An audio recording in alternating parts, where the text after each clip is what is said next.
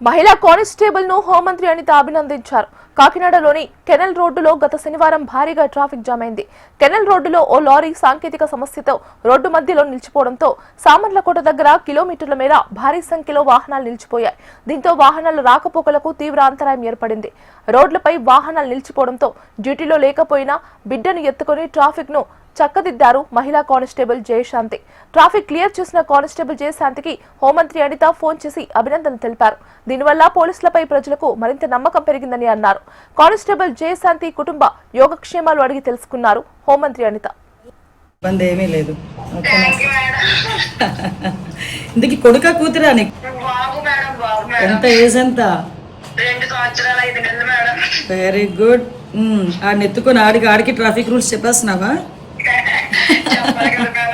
Very good. మీతో పోల్చుకుంటే నిజంగా నాకు చాలా ఇన్స్పిరేషన్ మేడం. మీరు అనగా లోకేష్ మిస్టర్ బ్రాహ్మణి గారు అనగా మన రామ్ చరణ్ గారు మిస్టర్ అనగా అంటే మీరు ఏంటంటే ప్రపంచానికి మనకేంటో ఏదో ఒకటి చెయ్యాలి, ప్రజలకి చేస్తారు కదా మేడం. అది చాలా ఇష్టం నాకు. అమ్మ మీరు డైరెక్ట్ గా చేస్తారు, మేము ఇండైరెక్ట్ గా చేస్తాము.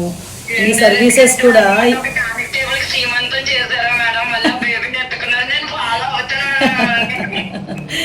అయ్యో బాగుంది. ఏం లేదు, చాలా మంచి పని చేసావు. ఆ రోజు అందరూ కూడా ఒకటేంటంటే మన పోలీస్ ప్రైడ్ పెరిగింది.